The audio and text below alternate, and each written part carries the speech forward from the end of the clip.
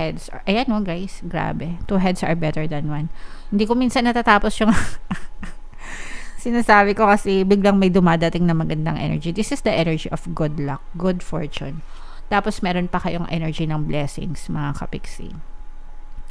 Tapos meron pa kayong energy ng financial stability and security.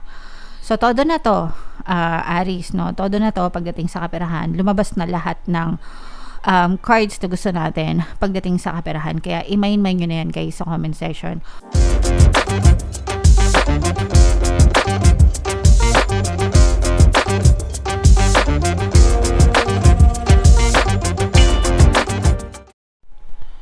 Hello guys, hello Aries, welcome back to Pinay Pixie Tarot. Ang pamagat ng episode natin for tonight is Money Money Come to Me. Ito yung ating money reading para ngayong June para sa Aries, Sun, Moon, Rising, Sign, and Venus.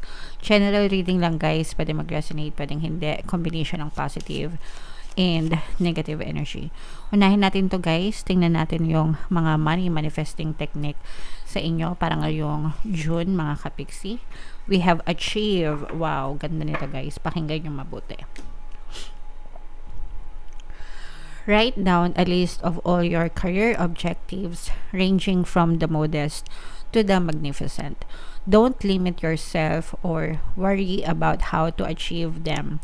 Simply do your best each day, keeping your thoughts focused on your goals. So ito guys, this is a very very nice technique. Ang tawag dito, writing down, scripting ito or journaling, mga kapiksi. So yung example dito guys is nakafocus lang sa career objectives, no? Ibig sabihin ko ano yung gusto nyong mangyari sa career nyo, kung may career kayo or trabaho kayo or kahit anong pinagkakakitaan nyo. Pero pwede nyo itong gawin kahit anong desire nyo sa buhay, mga kapiksi. Mas maganda kung meron kayong dedicated na notebook, mga kapiksi. Kung ayaw nyo naman ng notebook, pwede din sa mga tablet nyo or sa mga cellphones nyo or sa mga computers nyo. So, ang gagawin nyo is isusulat nyo doon yung mga objectives nyo sa career. So, example natin, sa career, no? Gusto ko ma-promote ako, gusto ko magkaroon ng salary increase. Ngayon, dapat specific kayo guys, no? Pag sinabi nyo kasing salary increase, your company can give you a raise as much as 1%, di ba? So, paano kung 1,000 pesos yung sahod mo? Eh di ang 1% nun is, magkano ba? 10 pesos, di ba? So, at least may increase ka. So, ang ibig ko sabihin guys is, tama ba? Kayo na lang mag-compute guys. Ang ibig ko sabihin is you have to be specific. Kung gusto nyo magkaroon ng salary increase na 10%, yun yung sabihin nyo. Yun yung i-declare nyo. Gusto ko magkaroon ng 10% salary increase. So, kung 1,000 yung sahod nyo, 10% nun is 100, diba? Kumpara mo naman sa 10 piso na increase. I mean, you have to be precise, you have to be specific dun sa desires nyo. So, kahit anong guys na isulat nyo, gusto kong ma-promote as manager, gusto kong ma-promote as supervisor, gusto ko magpalagi na morning shift lang ako, 8 to 5, ganyan. Kasi di ba may mga trabaho ngayon na night shift. Sa mga BPOs, di ba? Or if mga freelancers kayo, tapos nagka-cater kayo sa mga US clients, meron din naman mga freelancers na hindi lang US yung clients nila, US-based. Meron din mga Australia-based, which is morning, New Zealand, di ba? Or APAC, Japan, Asia Pacific. So, ibig sabihin, be specific as much as you could dun sa mga desires na gusto nyong ma-achieve. And you just have to write them down guys. Isulat nyo lang. And wag nyong ilimit yung sarili nyo sa kung anong gusto nyong ma-achieve. From modest to the magnificent. So pag magnificent, ibig sabihin yung bonggahan na, 'di ba? Gusto ko ma-promote, gusto ko maging manager, kahit na agent ka pa lang for now, 'di ba? It doesn't mean na mangyayari siya agad-agad ngayon, but chances are bubuksan ni universe yung mga opportunities para mag-manifest yung mga desires mo. mga kapiksi. Okay? So, simply do your best each day. Super recommended ko yung scripting, yung pagsusulat, guys. Especially kung beginner kayo sa pagmamanifest, mga kapiksi. Ang importante is, habang sinusulat nyo siya, keep your thoughts focused dun sa inyong goals. Guys, okay? For more manifesting techniques, guys, pwede kayo mag-join sa exclusive membership program natin. Dito sa YouTube, i-click nyo lang yung join button dito sa baba ng video, mga kapiksi. Marami kayong matututunan na. Alright? So, up next naman is tingnan natin yung ganap sa kaperahan nyo ngayong June. Shuffle ko to, guys. Habang shuffle ko to, panoorin nyo muna yung video natin regarding sa ating paano mag-manifest ng abundance video course. Kapiksi, sawa ka na ba sa mga struggles at hirap sa buhay mo? Masipag ka ba at masikap sa buhay ngunit hindi ka pa rin umaasenso? Ilang beses ka na bang nag-attempt magnegosyo at mag-invest pero palagi ka pa rin nalulugi? Sa pagkakataon na ito ay maaaring may subconscious beliefs ka na nagiging balakid sa iyong pag-unlad at pagyaman. Introducing, paano mag-manifest ng abundance video course. Dito ay matututunan mong ma-overcome ang mga balakid mo para tuluyan ka ng umunlad, umasenso, sumagana, maging matagumpay, successful at maswerte sa iyong kabuhayan, pera, trabaho, negosyo sa lapi at kaperahan ng bonggang-bongga. Dali, mag-send na ng email sa pinoypixitaro@gmail.com at simulan na ang iyong pagyaman ngayon. Alright, so sa lahat ng gusto mag-avail ng course, guys, meron tayong ongoing promo ngayong May. Pwede kayong mag-avail, pwede kayong mamili ng 1 free pampaswerte subliminal o kaya naman ay 200 pesos na discount. So until May 31 yan, mga kapiksi. And meron din tayong email coaching, manifest your desires using the law of attraction. If meron kayo, guys, na specific na gusto nyong i-manifest, pwedeng love and relationship, mga kapiksi, pwedeng money or career, pwede kayong magpabook ng email coaching session with me. Mag-send lang kayo, guys, ng email sa pinoypixitaro@gmail.com. So, Aries, guys, kayo ay represent ng King of Wands. Ito yung ating money energy, guys. This is both negative and positive. Unahin muna natin yung negative, guys. For some of you, maghinig-hinig kayo sa paglalabas ng pera kasi yung iba sa inyo, sa ano to, guys, in terms of pagpapautang, okay? Kasi yung iba sa inyo, parang masyadong, and wala namang problema doon, guys, kung gusto nyo magpautang, magpahiram ng pera, ganyan. Pero ang nangyayari kasi, for some of you, medyo nagkakaroon na kayo ng, nagbi-build up na yung trauma nyo, mga kapiksi, kasi yung iba sa inyo, hindi kayo nakakasingil or hindi bumabalik sa inyo yung mga pinapahiram nyo na pera. Always remember, guys, na pagdating sa utang, there's always a risk. 50-50%. 50-50 yan palagi. 50% na pwedeng bayaran ka, 50% na pwedeng takbuhan ka. And meron ding sometimes na nababayaran ka pero partial lang, hindi mo nakukuha ng buo.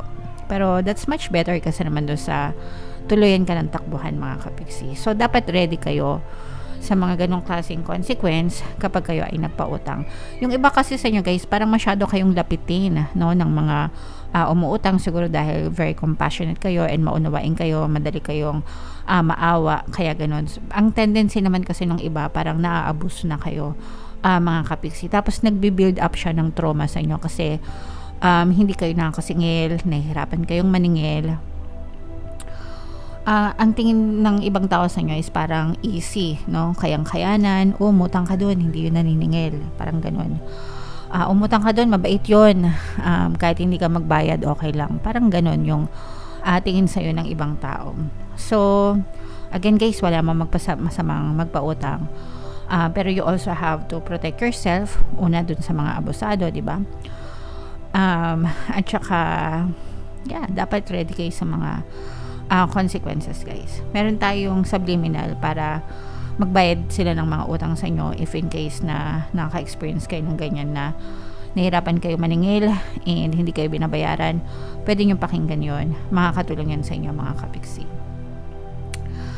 And for some of you, guys, yun yung nakikita natin sa negative. Sa positive, ito naman, guys, sobrang positive kasi nga sobrang blessed kayo, guys. This is abundance of money. This is blessings. Umiikot, no? Parang paikot-ikot lang sa buhay nyo yung magandang kabuhayan.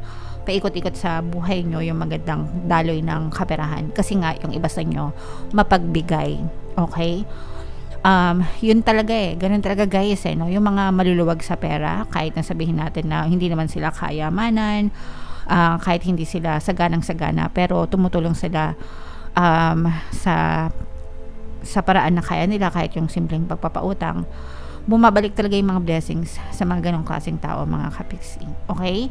And in your case, ganun yung maaaring yung ma-experience guys. Talagang, ito, i-mind nyo to sa comment section. Nakikita nyo ba guys? Puro pera ito, puro bilog guys.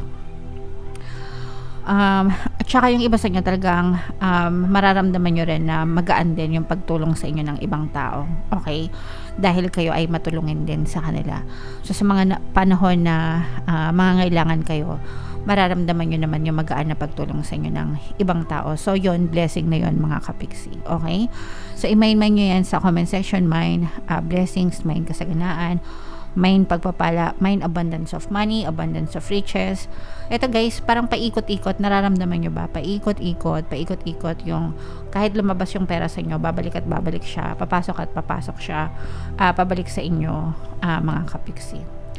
Kung meron kayong mga partners, feeling ko yung iba sa inyo guys, parang may mga negosyo kayo, tapos yung mga asawa nyo or boyfriend nyo, jowa nyo, sila din yung mga business partners nyo. And o kaya naman parang nagtutulungan kayo no sa mga expenses, sa mga obligasyon, and mas nagiging magaan yung takbo ng pamumuhay nyo. Syempre guys, two heads ayan no guys, grabe, two heads are better than one.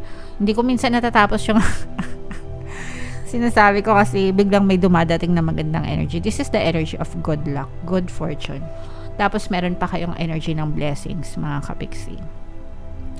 Tapos meron pa kayong energy ng financial stability and security. So todo na to, Aries, no? Todo na to pagdating sa kaperahan. Lumabas na lahat ng cards na gusto natin pagdating sa kaperahan. Kaya i-mind nyo na yan guys sa comment section. Mind swerte, mind good luck, mind good fortune, mind pagpapala, mind blessings, mind abundance of money, abundance of riches, financial stability and security guys, talagang mararamdaman nyo. In short, wala kayong masyadong problema sa pera mga kapiksi, except dun sa mga conflict, dun sa mga taong nangungutang sa inyo guys. Okay? So, kapag ito guys, sabi ko nga, kapag parang pinautang nyo ito, may mga mangungutang sa inyo, tapos parang binablock pa kayo, para hindi nyo sila masingil, hindi nyo sila ma-text, hindi nyo sila matawagan, hindi nyo sila ma-chat, ganyan. So, maging ready na lang kayo sa mga ganong klaseng consequence kung gusto nyo talagang magpautang. Pero again, this is a reminder na mag-ingat kayo sa mga pinapautang nyo, mga kapiksi. Sometimes kasi, at saka dun sa ano guys, yung ginagawa kayong guarantor. Kasi kapag ginawa kayong guarantor yan guys, kapag hindi nila nabayaran, kayo yung magbabayad ng utang nila. So kung okay sa inyo yun, edi okay. Pero kung hindi, again, mag-ingat, no? Dapat merong limitation din tayo, mga kapiksi, para hindi tayo mapahamak. Okay? Alright.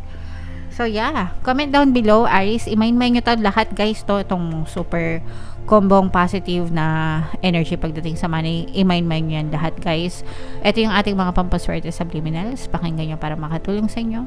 And ito naman yung ating success stories ng paano mag-manifest ng abundance video course. Click here to subscribe, guys, and click here to join our membership program. Thank you for liking, sharing, and subscribing. See you again next time. I love you all, guys. Have a nice day. Bye-bye.